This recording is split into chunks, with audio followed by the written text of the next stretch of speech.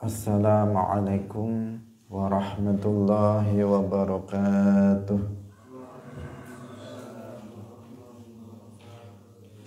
Alhamdulillahi rabbil alamin. Lahu ni'matu wa lahul fadlu wa lahul thana'ul hasan.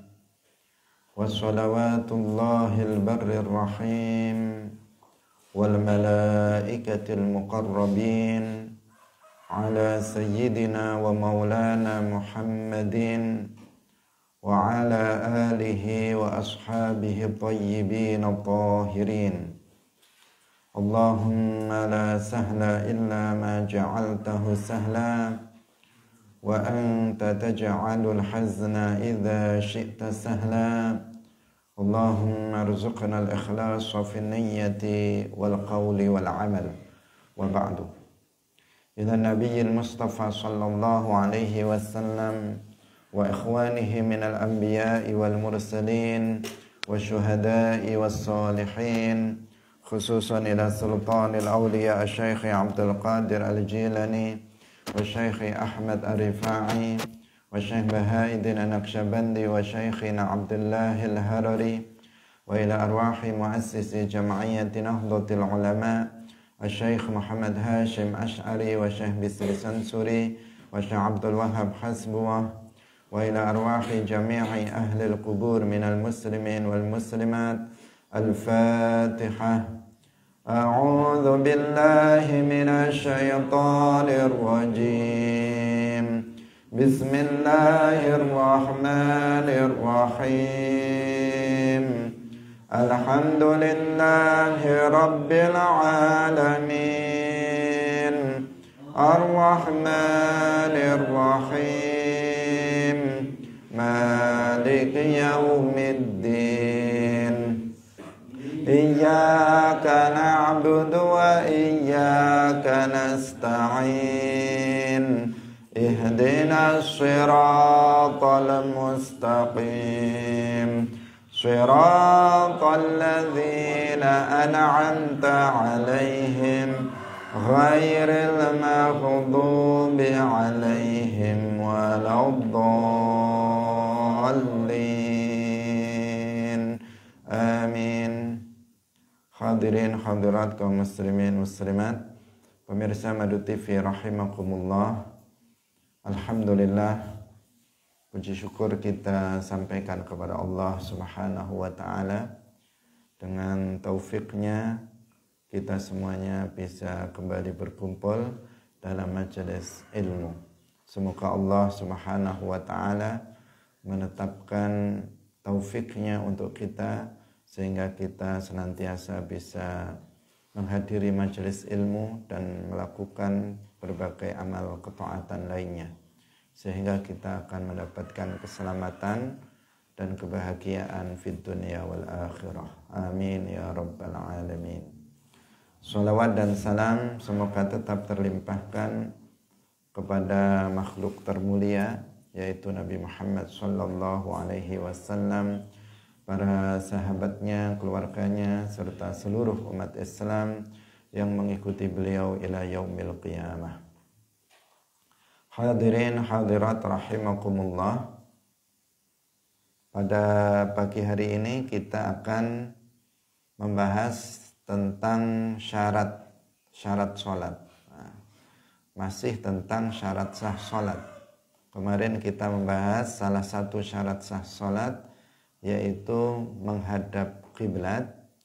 Pada hari ini kita akan membahas salah satu syarat sah sholat, yaitu menutup aurat. Ayat yang akan kita baca penafsirannya adalah surat An-Nur ayat 31. Qala Allah Ta'ala wala yubdina zinatahunna illa ma zahara minha. Sebelumnya mari kita ikhlaskan niat kita masing-masing bahwa kita hadir dalam majelis ilmu lillahi ta'ala. Allah Subhanahu wa taala berfirman, wala yubdina zinatahunna illa ma zahara minha. Dan tidaklah mereka menampakkan perhiasan mereka, itu terjemahan harfiahnya, illa ma zahara minha, kecuali sesuatu yang biasa terlihat darinya. Qala al-Ansariyu fi Fathil Wahhab, wa auratu hurratin ghairu wajhin wa kaffaini dhahran wa batnan ilal qu'aini liqaulihi ta'ala wa la yubdina zinatahunna illa ma dhahara minha wa huwa mufassarun bil wajhi wal kaffain wa innama lam yakuna auratan li'anna al-hajata tad'u ila ibrazihima. Syekh Zakaria Al-Ansari dalam kitab Fathul Wahhab, beliau mengatakan bahwa auratnya seorang perempuan merdeka, karena ada seorang perempuan yang budak. Ada perempuan merdeka, ada perempuan budak. Ada laki-laki merdeka, ada laki-laki budak atau hamba sahaya.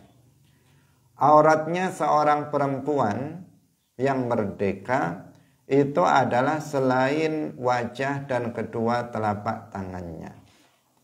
Baik telapak tangan bagian luar maupun telapak tangan bagian dalam sampai ke pergelangan tangan.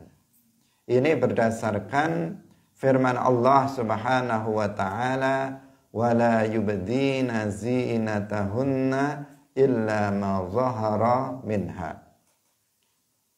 Dan itu ma zahara minha itu illa ma zahara minha itu ditafsirkan dengan wajah dan kedua telapak tangan.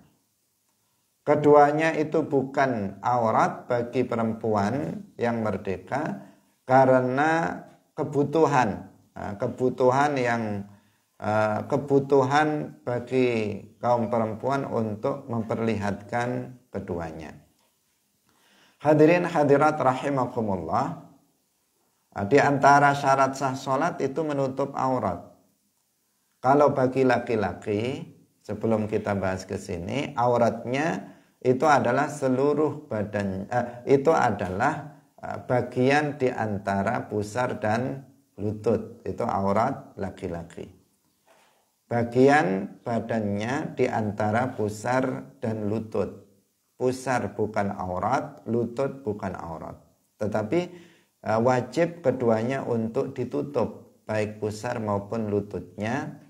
Karena apabila keduanya tidak ditutup, maka bagian bawah dari pusar atau bagian atas sedikit dari lutut itu tidak akan bisa tertutup. Sehingga ma la yatimmul wajib illa bihi fahuwa wajib. Suatu kewajiban itu tidak bisa sempurna kecuali dengannya, maka sesuatu itu menjadi wajib. Asalnya enggak wajib menjadi wajib, karena jika itu tidak dilakukan, maka sebuah kewajiban tidak bisa dilakukan. Kalau tidak menutup pusar, maka aurat di bawah pusar sedikit di atas pusar, apalagi kalau melakukan gerakan ruku', gerakan sujud, maka akan tergeser dan akan terbuka. Demikian juga apabila lutut tidak ditutup, maka ketika melakukan gerakan ruku', sujud, maka akan tertarik sehingga bagian di atas lutut akan terbuka, dan itu adalah aurat, sehingga lutut maupun pusar juga wajib untuk ditutup. Ini bagi laki-laki. Nah, yang kita bahas dalam surat An-Nur 31 ini adalah aurat perempuan.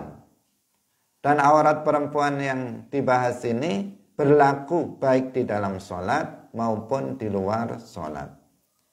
Syekh Zakaria Al-Ansari mengatakan bahwa auratnya perempuan yang merdeka itu adalah selain wajah dan kedua telapak tangan. Berarti seluruh badannya dari ujung rambut sampai ujung kaki kecuali wajah dan kedua telapak tangan. Telapak tangan bagian dalam maupun telapak tangan bagian luar ini bukan aurat bagi seorang perempuan merdeka. Demikian juga wajahnya itu bukan aurat. Nah, telapak tangan sampai pergelangan tangan. Nah, ini bukan aurat. Dasarnya adalah ayat surat An-Nur 31 ini. Nah, karena wala yubdina zinatahunna illa ma zahara minha. Yaitu firman Allah illa ma zahara minha. Kecuali yang biasa terlihat dari perhiasan perempuan itu. Maksudnya tempat perhiasan dari perempuan itu. Nah, ditafsiri illa ma zahara minha itu adalah kecuali wajah dan kedua telapak tangan. Kenapa wajah dan kedua telapak tangan itu dikecualikan sebagai bagian dari aurah perempuan merdeka? Karena kebutuhan. Nah, kebutuhan itu mendorong untuk memperlihatkan. Karena dalam melakukan aktivitas sehari-hari, seorang perempuan butuh untuk memperlihatkan wajahnya, butuh untuk memperlihatkan kedua telapak tangannya. Sehingga wajah dan kedua telapak tangan bagi perempuan itu bukanlah aurat. Sehingga tidak wajib untuk ditutup. Ini berbeda dengan pendapat sebagian orang-orang Wahabi seperti Hasan Qaturji yang mewajibkan seorang perempuan untuk menutup wajahnya, untuk menutup mukanya. Dia mengatakan bahwa itu adalah aurat. Jika seorang perempuan membuka wajahnya, maka dia jatuh ke dalam dosa. Ini pernyataan dari seorang Wahabi namanya Hasan Qaturji. Dan sebagian Wahabi yang lainnya juga mengatakan hal yang sama, bahwa menutup wajah menggunakan cadar itu adalah hukumnya wajib. Nah, pendapat yang seperti ini adalah pendapat yang enggak tepat. Nah, dalam semua mazhab yang 4 tidak ada yang mewajibkan menutup wajah bagi perempuan.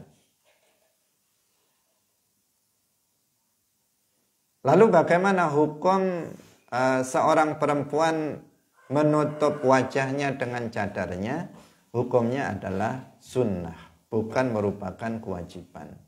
Bukan berarti ketika kita mengatakan bahwa seorang perempuan tidak wajib untuk menutup wajahnya, kemudian menutup wajah dengan cadar itu buruk, tidak. Tetapi para ulama mengatakan hukumnya adalah sunnah. Artinya jika itu dilakukan oleh seorang perempuan, maka dia akan berpahala, itu sesuatu yang lebih baik dilakukan. Hadirin yang dirahmati oleh Allah Subhanahu wa taala. Karena dalam masalah ini terkadang ada pemahaman yang kurang, sehingga terlihat sesuatu yang baik dianggap tidak baik.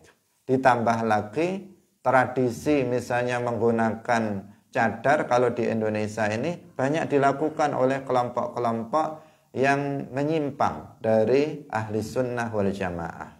Seperti orang-orang Wahabi, seperti kelompok-kelompok ekstremis, kelompok radikal, para teroris ketika ditangkap, mereka ternyata istrinya pada pakai cadar. Bahkan perempuan-perempuan yang nekat mau berbuat ekstrim, berbuat terorisme, perbuatan itu ternyata beberapa waktu yang lalu ketika ditangkap ternyata juga memakai cadar. Sehingga mengesankan bahwa perempuan yang bercadar itu adalah perempuan radikal atau perempuan garis keras, ya. yang menyimpang dari kelompok Ahlus Sunnah wal Jamaah. Padahal sesungguhnya tidak seperti itu. Hanya dikesankan seperti itu karena mereka kelompok Wahabi dan radikalis itu konsisten menggunakannya.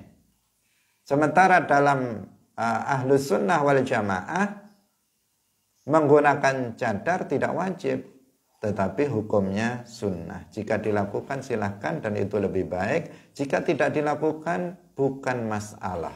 Sama sekali bukan masalah apabila seorang perempuan itu membuka wajahnya.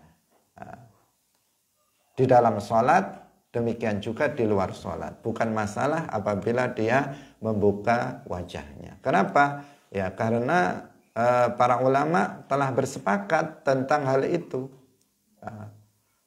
Tentang wajibnya menutup wajah itu hanya berlaku untuk ummahatul mukminin. Jadi ayatul hijab di dalam Al-Quran itu adalah perintah terhadap Nabi agar memerintahkan istri-istrinya menutup wajahnya. Dan itu berlaku khusus untuk ummahatul mukminin, istri-istri Rasulullah di hadapan laki-laki ajnabiyah. Tidak berlaku untuk untuk umatnya, kaum perempuan dari umatnya, tidak berlaku untuk mereka.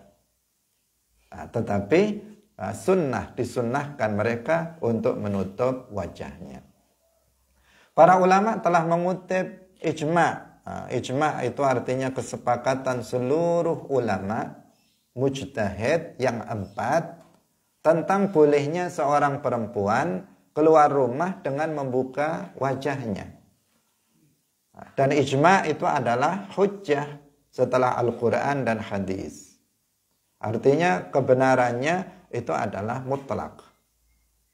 Di antara ijma' itu dituturkan oleh Syekh Ibnu Hajar Al-Haytami dalam kitab Al-Fatawa Al-Kubra dan juga dalam kitab Hasyiah Syarah Al-Idah ala Manasikil Hajj lin-Nawawi. Beliau mengatakan wahasilu madhhabina anna imam al-haramaini naqala al-ijma'a ala jawazi khurujil mar'ati safiratal wajhi wa 'ala rijali ghaddul basari. Beliau mengatakan bahwa mazhab kita itu mengatakan, kesimpulan mazhab kita bahwa Imamul Haramain, mazhab Syafi'i, Imamul Haramain mengutip ijma' atas bolehnya keluarnya seorang perempuan dengan membuka wajahnya, dan bagi kaum laki-laki ghaddul basar. Jadi perempuan silahkan buka wajahnya, tapi laki-laki ghaddul basar. Ghaddul basar artinya tidak boleh melihatnya dengan syahwat. Bukan berarti nggak boleh sama sekali melihat wajahnya, tetapi nggak boleh melihatnya dengan syahwat. Jika dia melihatnya, laki-laki melihatnya, kemudian muncul syahwat, maka dia harus mengalihkan pandangannya. Itu kewajiban laki-laki, ghaddul basar. Adapun bagi perempuan, maka dia boleh untuk membuka wajahnya. Jika ada seorang perempuan cantik misalnya, dia membuka wajahnya, kemudian laki-laki melihatnya dengan syahwat, maka yang dosa bukan perempuannya, tetapi laki-lakinya yang berdosa karena telah melihat wajah perempuan yang itu sebenarnya bukan aurat dengan syahwat. Hadirin yang dirahmati oleh Allah Subhanahu wa taala, banyak dalil yang menunjukkan bahwa memang wajah seorang perempuan itu bukan aurat. Di antaranya adalah hadis sahih yang diriwayatkan oleh Imam Bukhari, Imam Muslim, Imam Malik dan para perawi hadis yang lainnya, yang terkenal dengan hadis tentang imra'ah khasyamiyah, yaitu perempuan yang berasal dari khasyami, yang dia perempuan khasyamiyah. Di mana pada hari raya di saat haji, hari raya Dzulhijjah atau hari raya Idul Adha di pagi hari, ada seorang perempuan Khosa'miyah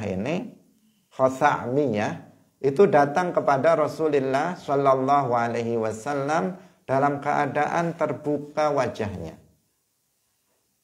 Dalam keadaan terbuka wajahnya, dan perempuan ini adalah perempuan yang cantik, bukan perempuan jelek biasa-biasa saja, tetapi dia perempuan yang cantik. Rasulullah bersama Al-Fadl, keponakannya namanya Al-Fadl, bersama keponakannya ini. Perempuan itu bertanya tentang masalah haji ayahnya, bahwa dia memiliki ayah yang sudah tua renta, yang tidak memungkinkan dia berangkat haji sendiri. Apakah dia, perempuan ini, boleh menggantikan ayahnya untuk melaksanakan haji? Jawaban Nabi, silahkan. Boleh kamu menggantikan ayah kamu untuk melaksanakan haji. Ini inti pembicaraannya. Tetapi ada hal lain, ada hal yang lain yang bisa dipahami dari kisah ini, yaitu bahwa perempuan Khosa'miyah ini tidak bercadar. Dia membuka wajahnya, dan dia perempuan yang cantik.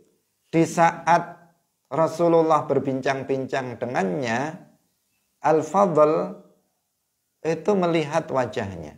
Al-Fadl seorang pemuda yang tampan.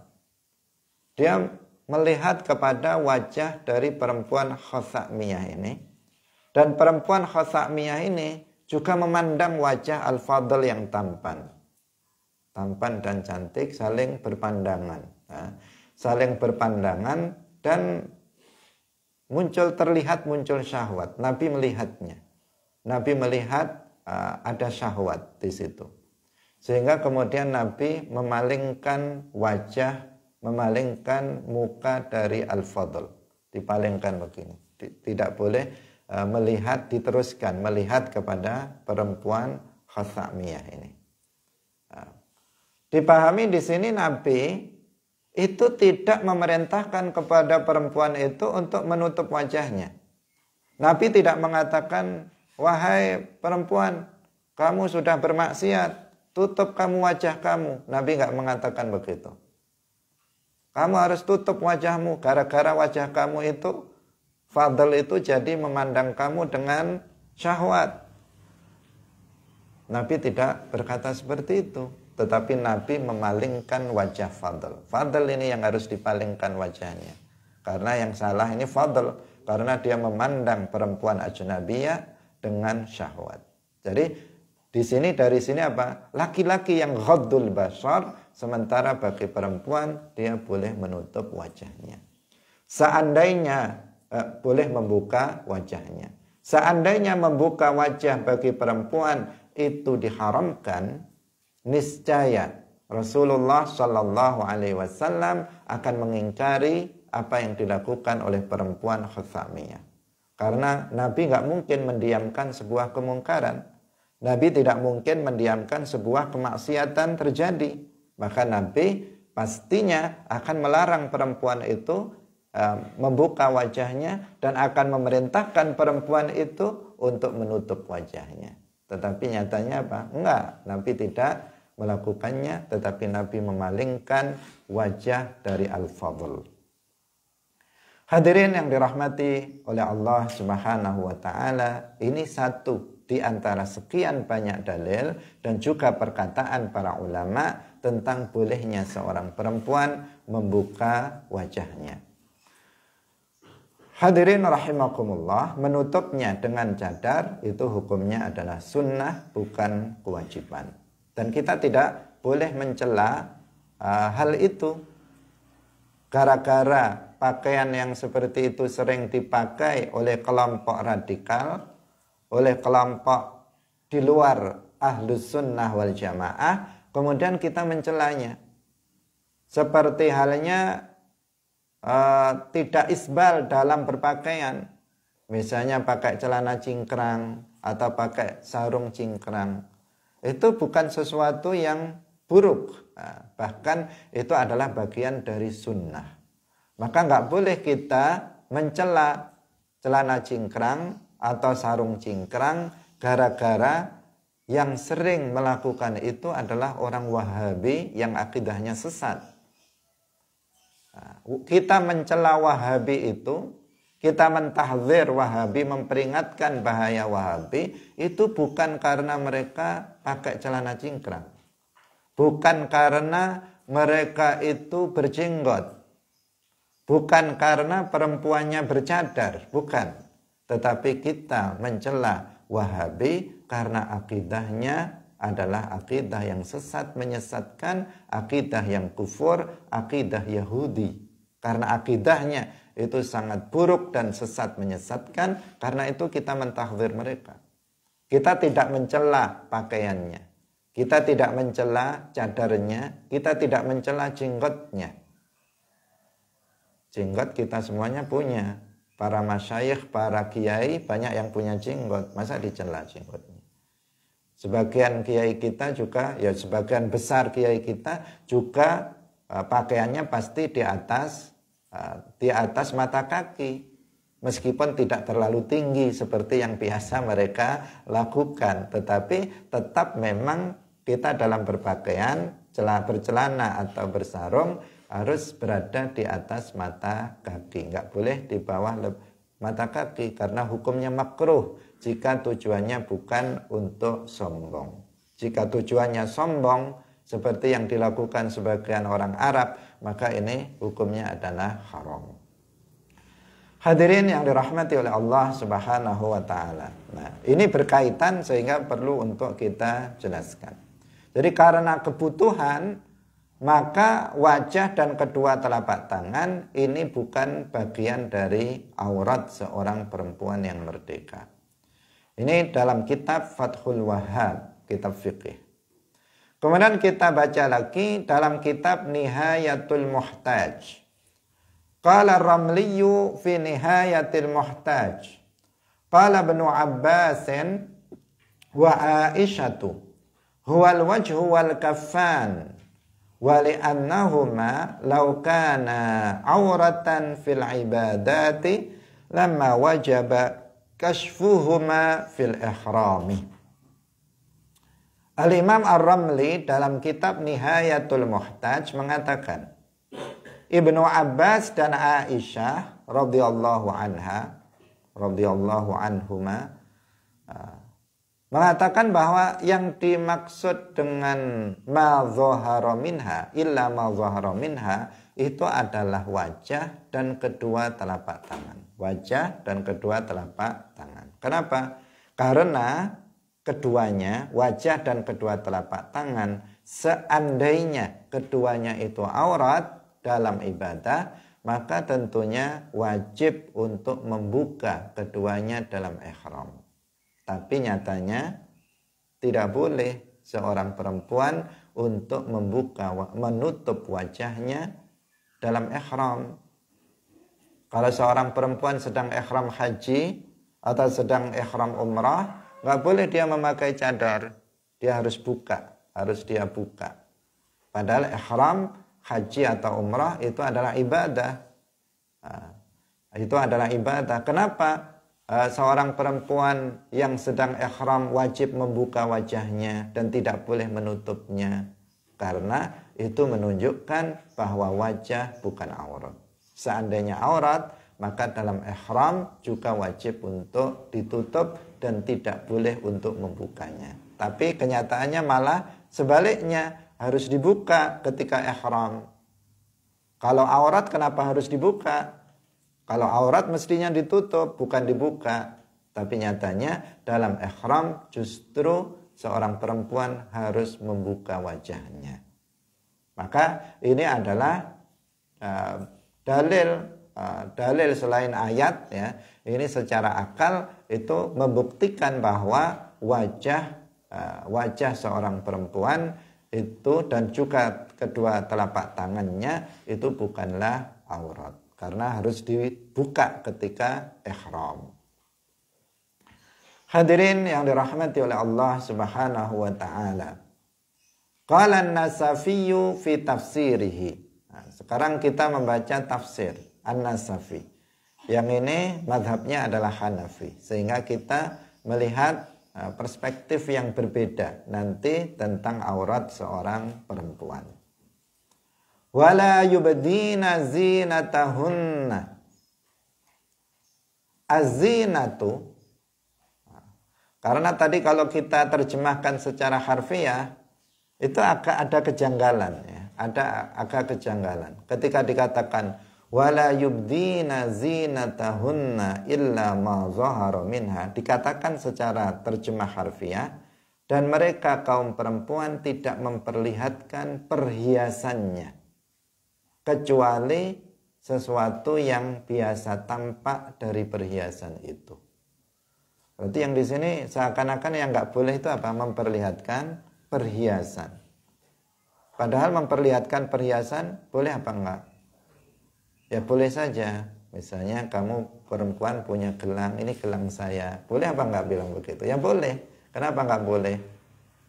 Ini cincin saya. Boleh. Tetapi makanya perlu kita memahaminya. Bagaimana para ulama menafsirkan zinatahunna. Kecuali kalau tujuannya untuk sombong, tentu saja nggak boleh karena sombongnya itu.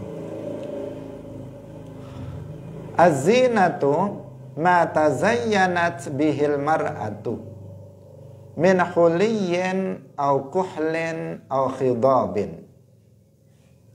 Zina perhiasan itu adalah sesuatu yang digunakan untuk berhias oleh seorang perempuan.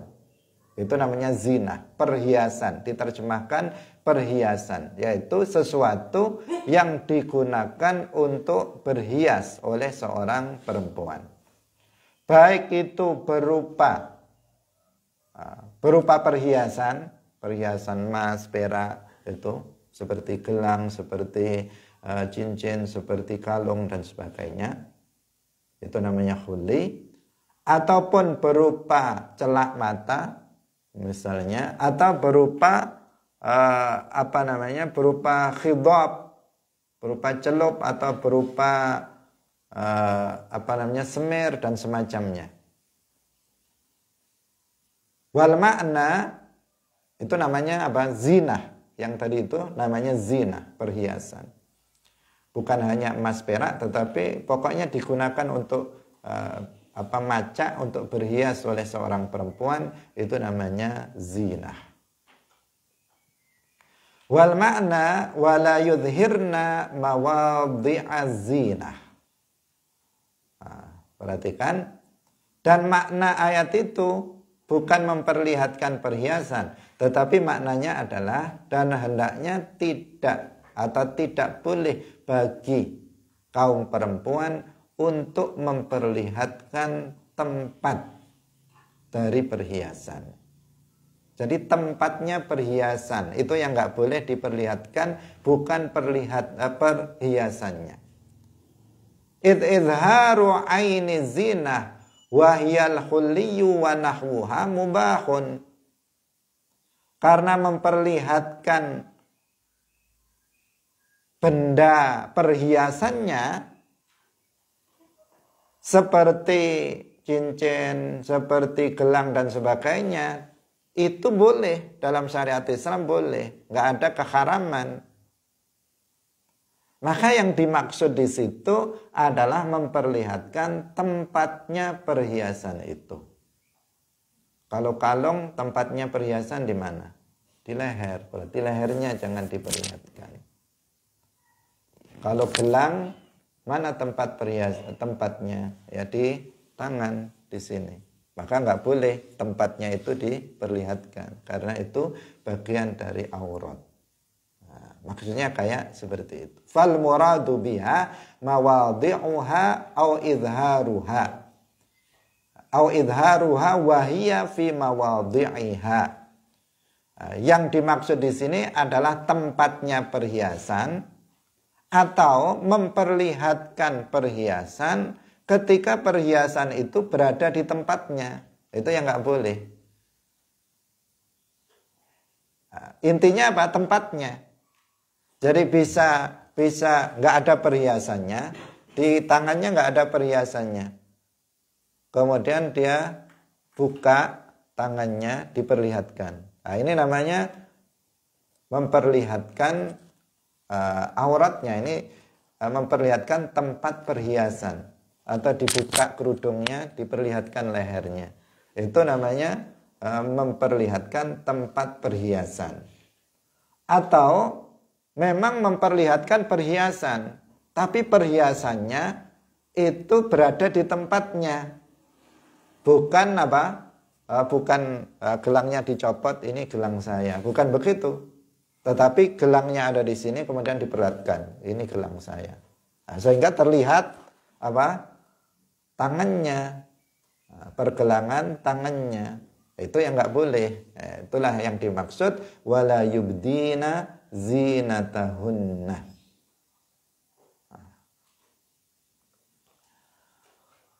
La li idhari a'yaniha, bukan untuk memperlihatkan benda perhiasannya itu sendiri. Wa mawadhi'uha ar-ra'su, tempat perhiasan itu adalah pertama kepala. Kepala perempuan ini tempat perhiasan biasanya. Al-udhun, telinga, ini juga tempat perhiasan. Kemudian al-unuq, yaitu leher, ini juga tempat perhiasan. As-sadr, dada, itu juga tempat perhiasan. Kemudian al-adudani, lengan, lengan bawah, lengan atas, itu juga tempat perhiasan. Az-zira', az-zira' ini zira', lengan bawah, itu adalah juga tempat perhiasan. As-saq, betis perempuan, itu juga biasa ditaruh perhiasan di situ. Bukan setiap perempuan melakukan gitu, ada perempuan yang nggak punya perhiasan juga, sehingga tidak ditaruh. Itu biasa untuk naruh perhiasan. Kalau kepala, apa yang ditaruh di kepala? Fahiya lil iklil, yaitu untuk mahkota. Di kepala ditaruh mahkota kecil, perhiasan. Itu untuk kepala, berarti kepala adalah tempat untuk menaruh perhiasan. Kemudian kalau telinga itu adalah wal qurti, yaitu tempat untuk anting-anting. Anting-anting. Itu tempatnya adalah di telinga. Kemudian wal unuq, kalau unuq itu adalah wal qiladah, yaitu tempat untuk menaruh kalung. Itu di leher. Kemudian as-sadr atau dada, itu adalah untuk menaruh semacam, kalau kita sekarang kita menyebutnya dengan shell. Nah, itu ada semacam kain yang ditaruh di dada. Itu juga perhiasan yang ditaruh di situ.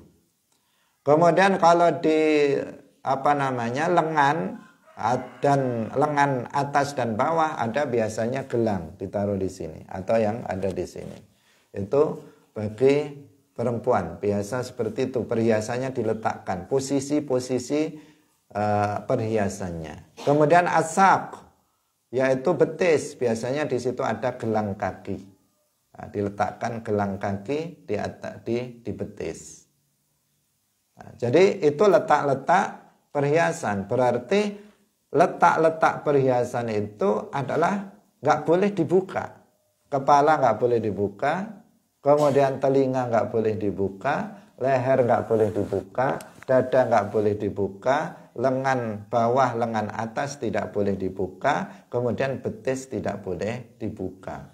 Karena itu semuanya adalah tempat-tempat perhiasan. Allah berfirman, wala yubdina zinatahunna.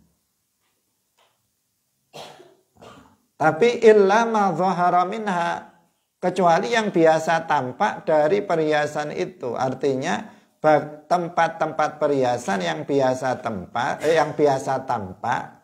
biasa terlihat, maka itu boleh diperlihatkan. Illa ma jarat al-'adatu wal jibillatu ala zuhurihi wa huwal wajh wal kaffani wal qadamani. Nah, ini ingat, ini dalam mazhab Hanafi. Yang biasa terlihat, yang artinya butuh untuk diperlihatkan, itu adalah wajah, kemudian kedua telapak tangan, kemudian kedua telapak kaki. Kedua telapak kaki dalam mazhab Hanafi, karena An-Nasafi itu bermazhab Hanafi. Kalau dalam mazhab Syafi'i, illal wajha wal kafain, kecuali muka dan kedua telapak tangan. Tapi kalau dalam mazhab Hanafi, illal wajha wal kafaini wal qadamaini, kecuali wajah, kedua telapak tangan, dan kedua telapak kaki. Nah, dalam mazhab Hanafi berarti diperbolehkan bagi seorang perempuan untuk membuka telapak kakinya. Nah, tidak menggunakan kasut untuk menutup telapak kakinya. Dalam mazhab Hanafi itu diperbolehkan. Tapi dalam mazhab Syafi'i tidak. Kedua telapak kaki juga termasuk aurat yang harus ditutup. Ini yang khilaf di antara para ulama, yaitu tentang masalah kedua telapak kaki. Adapun tentang wajah dan kedua telapak tangan, maka itu disepakati itu bukan aurat bagi seorang perempuan. Untuk telapak kaki ada perbedaan pendapat di antara para ulama. Dalam mazhab Syafi'i dikatakan kedua telapak kaki itu aurat bagi perempuan merdeka. Bagi mazhab Hanafi, telapak kaki itu bukan aurat bagi perempuan. Nah, kita pada umumnya di Indonesia itu bermazhab Syafi'i. Sehingga aurat seorang perempuan merdeka itu adalah seluruh badannya kecuali muka dan kedua telapak kaki. Tapi dalam prakteknya kebanyakan perempuan muslimah di Indonesia itu telapak kakinya dibuka. Telapak kakinya dibuka. Maka itu kalau dia menggunakan mazhab Syafi'i berarti dia telah jatuh pada maksiat. Kecuali jika dia berniat untuk mengikuti mazhab Hanafi, maka dia tidak bermaksiat. Jika dia tetap dalam mazhab Syafi'i, maka dia berdosa. Kenapa? Karena dalam mazhab Syafi'i, aurat seorang perempuan jami'u badaniha illal wajha wal kaffain. Bahkan ironisnya lebih dari itu, bukan hanya wajah dan kedua telapak tangan, tetapi banyak yang tidak sempurna dalam menutup auratnya. Sehingga bagian leher masih terlihat, terkadang rambutnya masih terlihat, terkadang di atas telapak tangan masih terlihat, dan sebagainya. Itu yang harus diwaspadai, karena aurat seorang perempuan tentu saja wajib untuk ditutup, khususnya yaitu di hadapan laki-laki ajnabi, laki-laki yang bukan mahramnya. Kalau di hadapan mahramnya, di hadapan anak laki-lakinya, atau di hadapan saudara laki-lakinya, atau di hadapan bapaknya, maka yang wajib ditutup oleh seorang perempuan adalah ma baina surrah wa rukbah, bagian badannya di antara pusar dan lutut. Misalnya dia berada di dalam rumah, nggak ada laki-laki ajnabi, yang ada hanya bapaknya, hanya saudara laki-lakinya, maka nggak mengapa kalau dia membuka kepalanya, tidak menggunakan kerudung misalnya, maka dia tidak berdosa. Tetapi jika dia keluar rumah ke teras misalnya, banyak orang lalu lalang di jalan lewat, maka jangan dia untuk membuka auratnya. Aurat yang dimaksud seluruh badannya kecuali wajah dan kedua telapak tangan. Atau di dalam rumah tetapi ada laki-laki lain ajnabi, maka dia juga tidak boleh untuk membuka kecuali muka dan kedua telapak tangan. Hadirin yang dirahmati oleh Allah Subhanahu wa taala. Fa fi satriha, masih perkataan An-Nasafi, fa fi satriha harajun bayyinun fa innal mar'ata la tajidu buddan min muzawalatil asya biyadaiha wa minal hajati ila kashfi wajhiha khususan fi syahadati wal muhakamati wan nikahi wa tutarru ilal masyi fit turuqat wa zuhuri qadamaiha wa khasatan al faqiratu minhunna.